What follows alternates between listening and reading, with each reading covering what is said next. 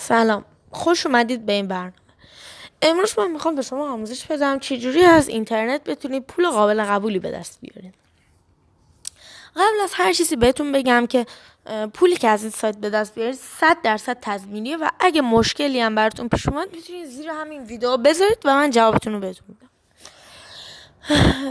پول به دست آوردن تو این سایت کاملا بستگی به خودتون داره. یعنی اگه تا 2-3 ساعت وقت بذارید شاید بتونید روزی $100 هم به دست بیارید.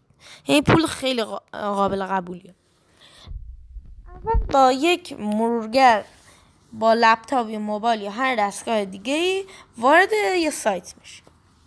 لینک این سایت رو زیر این ویدیو برای شما نوشته شده. حالا من اینجا وارد میکنم.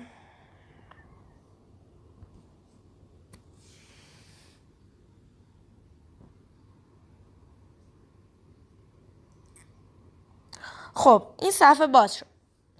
بعد این صفحه شبیه این باز بشه. بعد اینجا گزینه جوین آس تودی داره. کافی رو این کلیک کنید.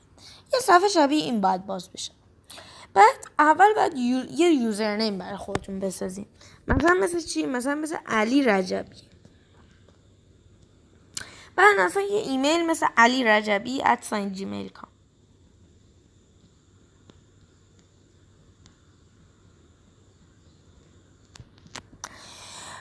بعد برای این ایمیلتون تو این سایت یه رمز بسازید. رمزتون هم نسبتا قوی بسازید که کسی نتونه هکش کنه.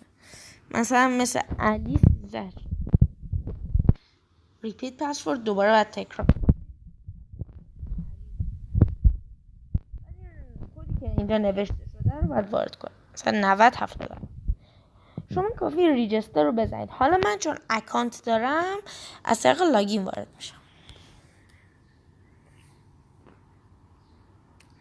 بعد یه صفحه شبیه این باز بشه.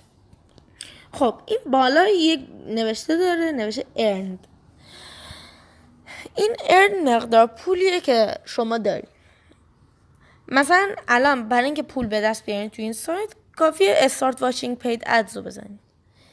اینو که بزنید یه صفحه مثل این باز میشه. اینجا این بالا یه کد 4 رقمی نوشته شده. مثلا اینجا نوشته شده 5785. هر کدی که وارد کنید، هر کد 4 رقمی که وارد کنید $1 به پول شما اضافه میشه. مثلا پول من الان هست 151 من از $2. بعد از اینکه اینو وارد میکنم 5785 کانتینیو رو که میزنم میبینم $1 به پولم اضافه شده.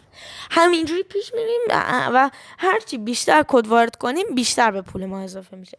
بعد از اینکه پولتون شد $150 هم میتونید اون پولو برای خودتون برداشت کنید. بعد یکی از خوبیایی که این سایت داره میتونید برداشت خودتون رو، یعنی به حساب ایران هم حتی داره و میتونید به حساب ایرانتون هم واریز کنید. با این گزینه ویدارامانی رو که بزنید به حساب ایرانتون واریز میشه. این 100% تضمینی. اگرم مشکلی داشتید زیر همین ویدیو بنویسید. متشکرم. خدا نگهدار.